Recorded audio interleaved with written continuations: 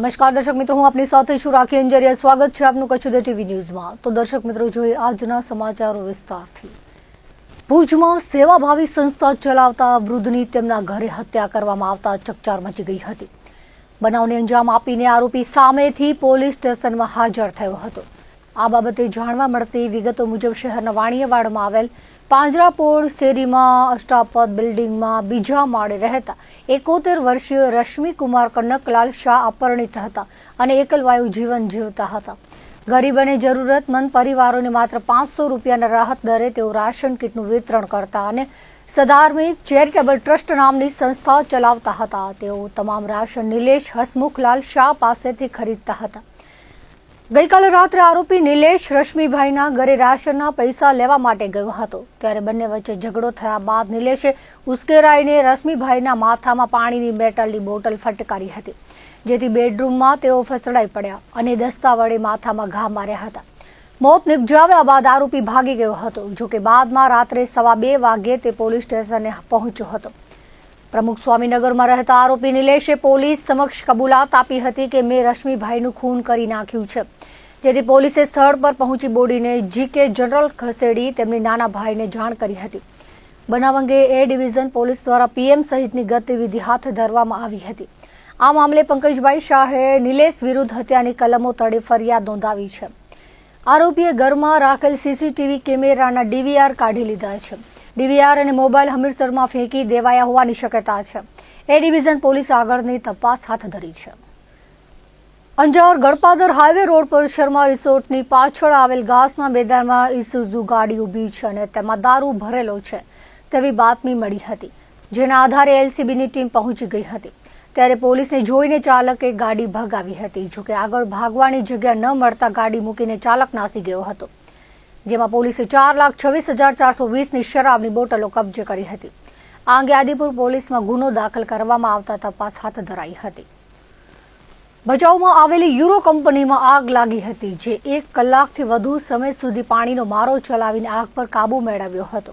મળતી વિગતો મુજબ ભચાઉ નગરપાલિકા ફાયર ટીમને ભચાઉથી ભુજ તરફ જતા યુરો કંપની જે બંધ છે તેના રેકોર્ડ રૂમમાં આગ લાગી હોવાની જાણ કરાઈ હતી. આગ લાગવાના કારણે ધુમાડાના ગોટે ગોટા જોવા મળ્યા હતા. જાણ થતાં ભચાઉ ફાયર ટીમ તાત્કાલિક ઘટના સ્થળે પહોંચી ગઈ હતી. સતત 1 કલાકથી વધુ પાણીનો મારો ચલાવીને આગ પર સંપૂર્ણ કાબુ મેળવાયો હતો. બીજી તરફ ભુજ તાલુકાના સુખપર ગામે ટાટા મોટર શોરૂમની પાછળ આગ લાગી હતી, જે અંગે 112માંથી કોલ કરવામાં આવતા ફાયર વિભાગને જાણ કરાઈ હતી, જેથી ટીમ તાત્કાલિક ઘટના સ્થળે પહોંચી આગ બુઝાવી હતી. જોકે આગ કેવા કારણોસર લાગી તે જાણવા મળ્યું ન હતું.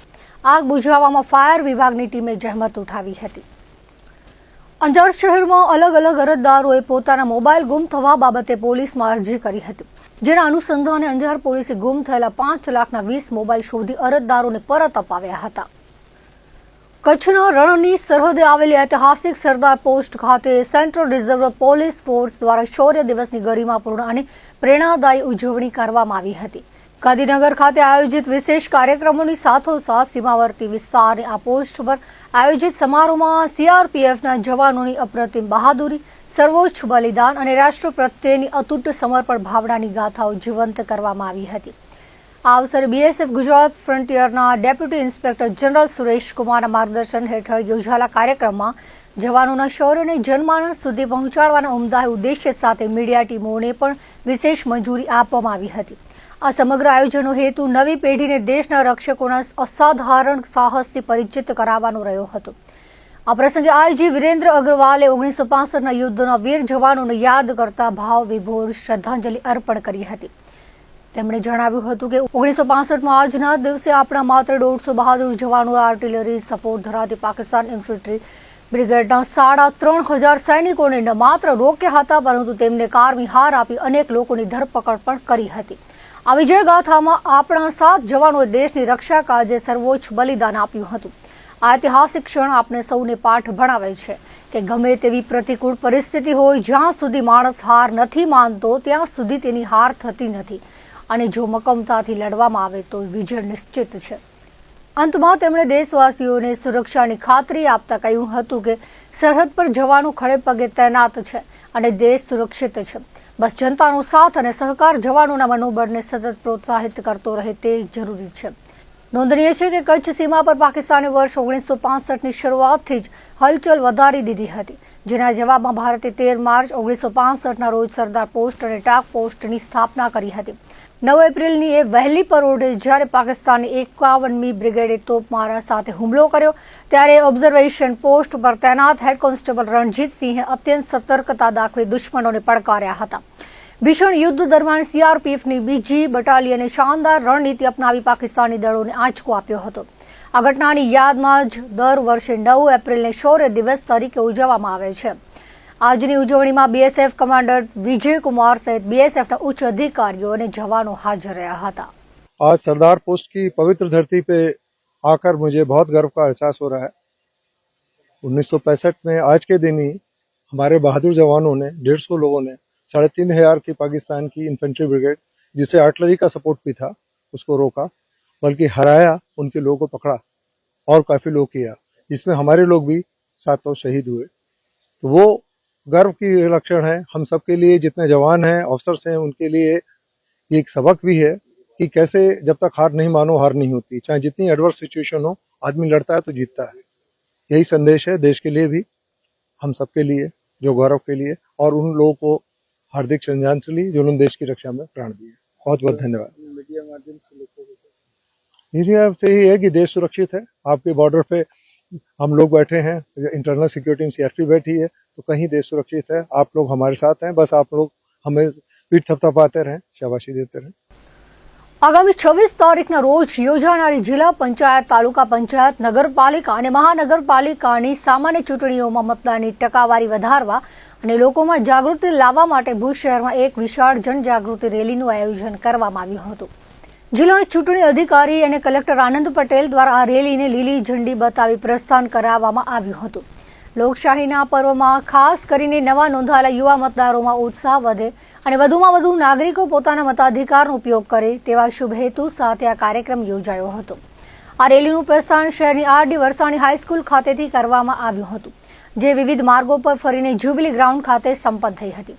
આ પ્રસંગે જિલ્લા શિક્ષણ અધિકારી સંજય પરમારે જણાવ્યું હતું કે મતદારોમાં જાગૃતિ લાવવા માટેના આ અભિયાનમાં જિલ્લાના તમામ ઉચ્ચ અધિકારીઓ, મોટી સંખ્યામાં શિક્ષકો, વિદ્યાર્થીઓ અને વાલીઓ સહભાગી થયા હતા.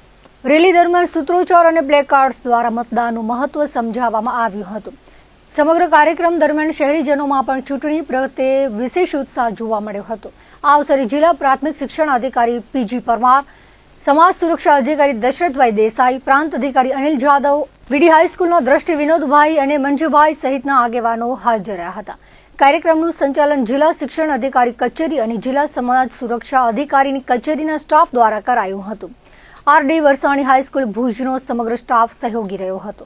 આપણે સૌ જાણીએ છીએ કે સ્થાનિક સ્વરાજની જે સંસ્થાઓ છે, મહાનગરપાલિકા, નગરપાલિકા, તાલુકા પંચાયત અને જિલ્લા પંચાયત, આની ચૂંટણીની જાહેરાત કરવામાં આવેલી છે. આગામી સમયમાં આ જે ચૂંટણીની પ્રક્રિયાના અંતે આપણું જે મતદાન છે એ મતદાનનું પણ આયોજન થનાર છે. ત્યારે આપણા સૌ મતદાતા નાગરિકો છે એ પોતાના પવિત્ર મતાધિકારનો મહત્તમ ઉપયોગ કરે એ બાબતે તંત્ર તરફથી અપીલ કરવામાં આવે છે. અને આ સંદર્ભે જિલ્લામાં આજથી અલગ અલગ લોકેશન ઉપર અલગ અલગ કાર્યક્રમોનું પણ આયોજન કરવામાં આવેલું છે કે જેથી કરીને મતદાતા જાગૃતિ માટે આ વિભિન્ન કાર્યક્રમોનું આયોજન કરવામાં આવનાર છે. આજે ભુજ ખાતે આ જ પ્રકારના આયોજન સંદર્ભે એક રેલીનું પણ કરવામાં આવેલી હતી અને એ રેલીના માધ્યમથી આપણા જે મતદાતા મિત્રો છે એમને અપીલ કરવામાં આવેલી છે કે મતદાનના દિવસે મહત્તમ નાગરિકો પોતાના મતાધિકારનો ઉપયોગ કરી લોકશાહીની આ જે પ્રક્રિયા છે એ પ્રક્રિયામાં પોતાની સહભાગિતા નિભાવે. આગામી 26 તારીખે તાલુકા પંચાયત, જિલ્લા પંચાયત, નગરપાલિકા અને મહાનગરપાલિકાની ચૂંટણી નિર્ધારિત થઈ છે. ખાસ કરીને મતદારોમાં જાગૃતિ ઊભી થાય અને મતદારો વધુમાં વધુ મતદાન કરે અને ખાસ કરીને જે નવા મતદારોના અંદર પણ એક ઉત્સાહ જળવાઈ રહે એ હેતુસર આપણે આજે ભુજ મધ્યે, ભુજ શહેરના અંદર આરડી વરસાણી જે આપણી સ્કૂલ કરી ત્યાંથી આપણે એક રેલીનું આયોજન કરેલું હતું. ખાસ કરીને રેલીના અંદર અમારા જે જિલ્લા ચૂંટણી અધિકારી માન્ય કલેક્ટર સાહેબ પોતે એમને લીલી ઝંડી આપી અને આ રેલીનું પ્રસ્થાન કરાવેલું. એના અંદર આપણે જિલ્લાના તમામ અધિકારીઓ અને ખાસ કરીને શિક્ષકો અને વિદ્યાર્થીઓ મોટી સંખ્યાના અંદર હાજર હતા. ત્યાંથી આરડી વરસાણેથી શરૂ કરી અને જ્યુબિલી ગ્રાઉન્ડ ત્યાં આગળ આપણે પૂર્ણાહુતિ ત્યાં આગળ કરેલી અને મોટી સંખ્યાના અંદર એ વિદ્યાર્થીઓ વાલીઓ પણ હાજર હતા અને ખૂબ સુંદર રીતે આ રેલી પૂર્ણ થઈ.